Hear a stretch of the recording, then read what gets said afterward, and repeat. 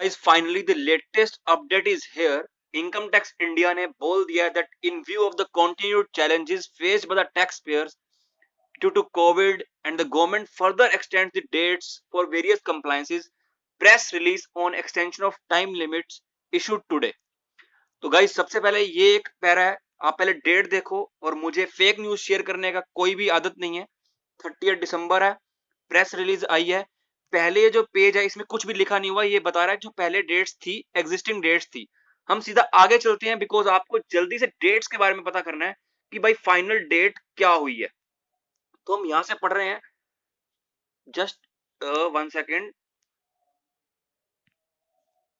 The due dates for furnishing of income tax return for assessment year 2021 किसकी बात कर रहे हैं? ITR की बात कर रहे हैं। For the taxpayers including their partners, partnership firm में जो पार्टनर्स है उसकी भी डेट के बारे में बात कर रहे हैं। Who are required to get their accounts audited, जिनके ऊपर ऑडिट एप्लीकेबल है, या कोई कंपनीज जिनके लिए due dates as per the provisions of section 139(1) क्या थी? 31 अक्टूबर। आईटीआर की डेट क्या थी? 31 अक्टूबर, जिसे एक्सटेंड किया था 30 नवंबर तक और फिर एक्सटेंड किया था 31 जैन 2021 तक। किसके लिए? आईटीआर के लिए। किसके लिए? जिसके लिए ऑडिट एप्लीकेबल थी। इसको फर्दर एक्सटेंड कर दिया 15 फेब 2021 तक। अगला पॉइंट रीड करते हैं।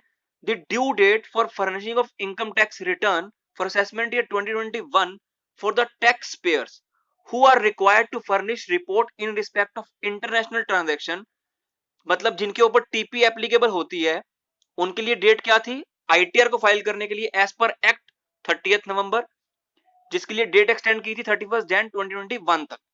फर्दर एक्सटेंड क्या कर दिया? 15 फेब 2021। कंक्लूजन क्या हुआ?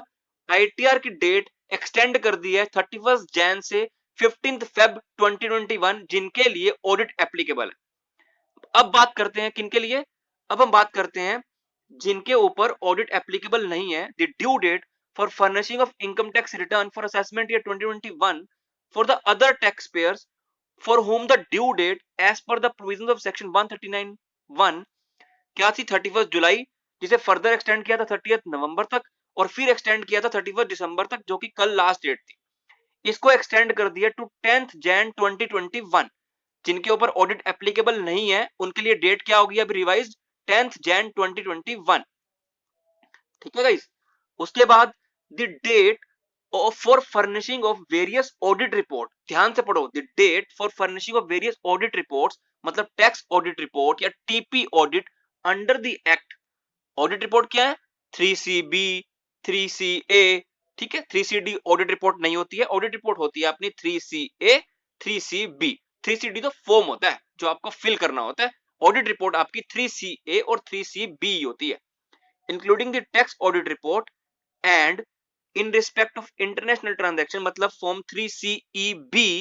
3CEB किसके लिए होता है? 3CEB टीपी ऑडिट के लिए होता है। फॉर द असेसमेंट ईयर 2021 इसकी डेट को एक्सटेंड कर दिया 15 जैन 2021 तक।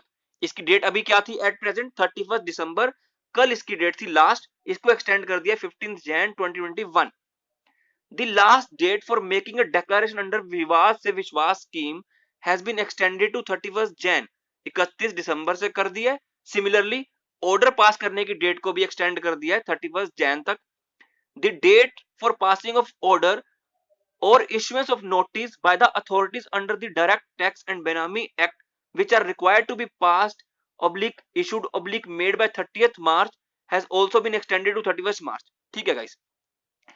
आगे क्या लिखा है ये पैरा पढ़ लो। Further, in order to provide relief for the third time to small and middle class taxpayers in the matter of payment of self-assessment tax, the due date for payment of self-assessment tax date is hereby again being extended। मतलब अगर आपकी ITR की date बढ़ी है तो आपकी self assessment को पे करने की भी डेट एक्सटेंड हो गई है, बट किसके लिए नहीं हुई है?